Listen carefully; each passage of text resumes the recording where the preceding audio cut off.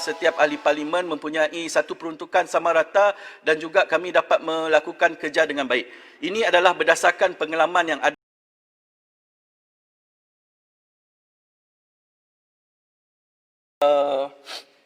memastikan bahawa ketika ini saya tahu bahawa tiada rang undang-undang khusus untuk kita tidak berpolitik ketika COVID-19 dan juga kita tidak dapat menghalang ahli-ahli politik untuk mempolitikkan isu-isu yang tidak senang di hati kami sebagai ahli politik.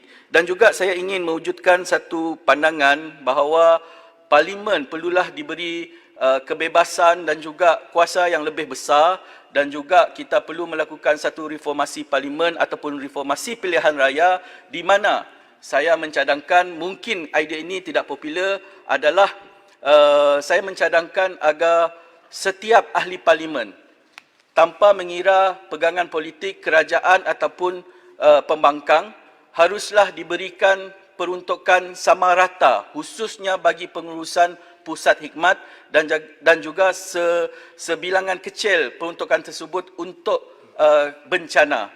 Contohnya mungkin ketika ini ahli parlimen kerajaan akan menerima bantuan pusat hikmat dan juga pembangunan, tetapi sebaik-baiknya dapatlah setiap ahli parlimen mempunyai satu peruntukan sama rata dan juga kami dapat melakukan kerja dengan baik. Ini adalah berdasarkan pengalaman yang ada pada saya selama 22 bulan apabila peruntukan sebanyak RM100,000 yang diberikan kepada ahli parlimen pembangkang hanyalah terhad untuk pemberian grant-grant dan juga pembangunan projek kecil di kawasan. Itu adalah tidak mencukupi dan juga saya melihat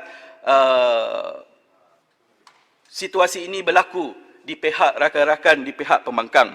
Dan juga saya ingin menyeru agar kerajaan juga dapat melihat berkenaan tentang isu-isu yang berkaitan dengan sosial. Saya dapat melihat kesan daripada pandemik COVID-19, peningkatan penagihan dadah meningkat. Penggunaan judi online pun turut meningkat. Dan juga sekiranya lebih ramai masyarakat tidak mampu untuk mengawal dan juga menjaga kesihatan mental mereka, mereka pasti akan terjebak dengan perkara-perkara dan juga ataupun masalah berkaitan dengan dadah dan juga penjudian online ini.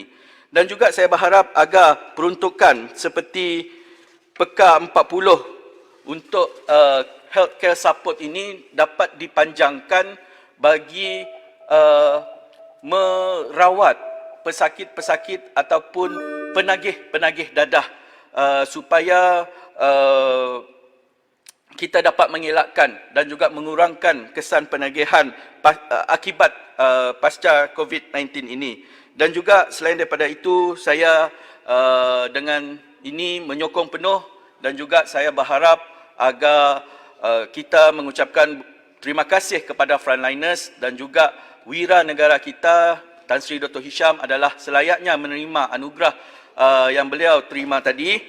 Dan juga saya ingin menyerahkanlah tanggungjawab frontliners ini kepada Menteri Kewangan dan juga kepada kita sebagai ahli parlimen dan juga ahli-ahli ekonomi sebagai frontliners untuk memastikan ekonomi kita pulih dan juga ini bukan mengambil masa yang singkat tetapi mengambil satu masa yang agak panjang. Dan juga saya sibuti menyokong rang undang-undang ini. Sekian, terima kasih.